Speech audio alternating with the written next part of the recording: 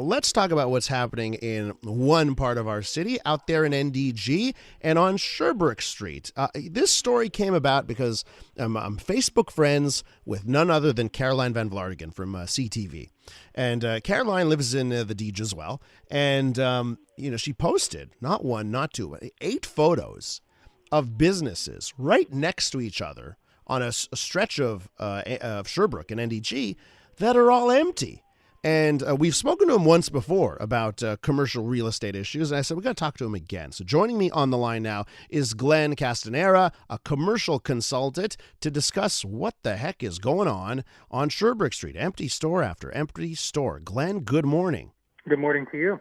So, what's your take here? I mean, you've seen these photos. We sent them to you. You see this is a short stretch of NDG.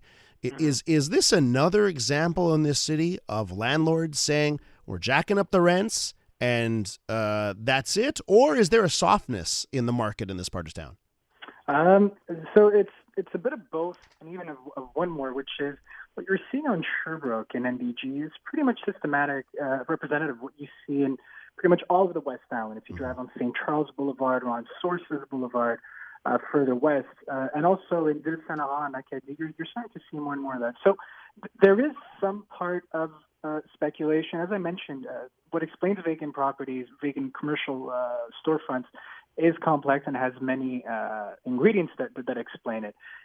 So speculation in NDG is part of it, but it's not as predominant as we've spoken about in the Mile End. So it is there. What you're seeing mostly in NDG is what you're seeing mostly in North America, which is the effects of the saturation of market. We've built way too much commercial square footage in Montreal, as we did in most North American cities. Here's just 2 numbers to give you an idea. Since 1980, we've doubled the size of commercial space in Montreal. That's 50% higher than the growth of the Montreal population. Now, as you'd guess, our pocket change has not doubled since then. So, the buying power of consumers just isn't there. And add to that, poor urban planning. I've mentioned this before. We've tried to walk on Sherbrooke. It is a street that has a lot of potential, but it is by far not the best customer experience. So consumers go elsewhere. Okay, but so you say we've just multiplied our commercial real estate square footage in this city, but every time I see a condo go up, especially in that area, that neck of the woods, seems like every condo that's gone up there, the first floor is commercial. And I often see it empty for years. So why do developers do that? If they know there's a glut in the market, why are we building more of this stuff?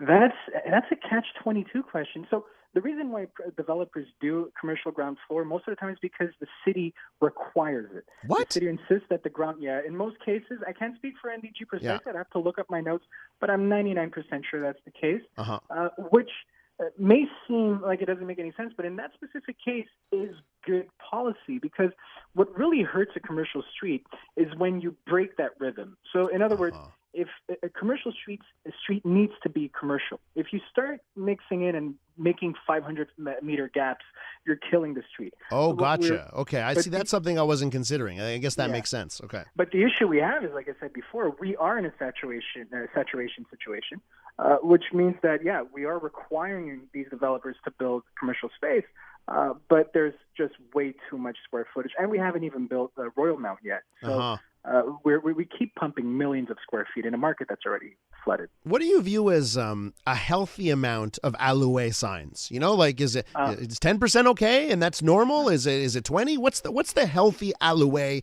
portion? We consider a healthy vacancy rate to be anywhere around 4%. That's a natural rotation. Businesses need to close. It's normal that new businesses come in. There's renovations, and that's normal. Anything over 7% is an issue, but not alarming. Anything over 10% is a problem. And just to give you an idea, Fifth Avenue, New York, which is the world's #1 commercial street, which had a historical rate average of 1% vacancy, is now at 20% vacancy. Wow. So we were going through some tough times. Yeah, and I think obviously the retail space has failed to adjust to online stores, and too often they're not focusing on turning their stores into experiences, right? You got to sort of go to the experience route now. You got to make it a destination not just to buy, but to do other things, right? That is an excellent point. The experience is now the most important element of retail and of any shopping experience. So, which is why you'll see many malls nowadays redevelop and converting those big retailers like Sears and Target that closed down, converting them to food halls, converting them to attraction centers, to cool areas where young people want to go and take selfies. That's their objective. The other issue we have, though, and it's important to point it out, e-commerce has not killed brick and mortar retailers. E-commerce has really hurt big retailers like the Sears and the Bay of this world, which cannot adjust. Smaller retailers have always targeted first the local clientele. So normally if you live in NDG, you'll shop in NDG, you know your retailers, and you go there regularly. And they are practical and they offer a great experience because they'll often be on a street where you go and buy an ice cream cone or you go and get a haircut, and at the same time you go and shop. So, which is why you'll see in areas like the Plateau where conditions are very hard to do business, but the vacancy rate is very low because there is a clientele there. So there's a mix of both. But yeah, e-commerce really hurt big boxes rather than small business. How would you rejig things if you look at a stretch, and it doesn't necessarily have to be this stretch of Sherbrooke Street, but how would what would be your advice, and whether this goes to political advice or this goes to advice to someone who's looking to start a business? How do you rejig a section of town that's not looking so hot? So in two spots, if we look at public policy, just look at what's being done in New York City. So New York is hit right now with big issues with its commercial streets, due mostly to speculation and other things. They've just voted a new bill, which is called the Small Business Survival Act, which the first step is to have a registry of vacant locals.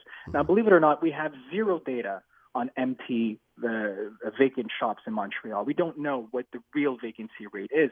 Neither did New York, and neither do most cities.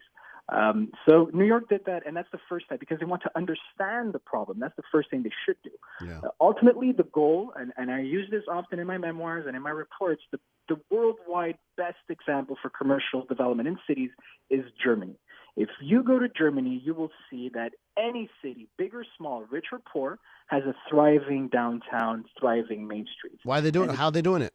They have a national policy for commercial development, which means that if you want to develop new commercial square footage, it needs to complement what already exists in the town centers rather than cannibalizing it. And they've had that since the 60s. So it's something very, very impressive. And again, Germans consume a lot. Germans love their cars. They love to spend and they love to go out. They're very similar in some aspects with North American. But unlike North America, they have an incredible policy that allows also for competitivity between businesses. Because the other extreme is what you have in France, where you limit too much business development and you hinder creativity. And the comment to small businesses that want to open up, if you do open up, negotiate your lease. Right now, landlords are being very aggressive. There is a very hot market, so many of them rather keep their properties empty rather than renting them out. So negotiate very strongly and aim for local streets. Don't go for destination streets. Go for small streets like Monkland, small streets in little areas. If you look at Villeray Street, Jerry Street, all these small streets are thriving because people want to walk to their shops. Yeah. They want to go nearby, what the internet does not offer. Glenn, we got to leave it there, but always a really interesting discussion. Thanks for joining us this morning. Pleasure. Glenn Castanheira is a commercial consultant.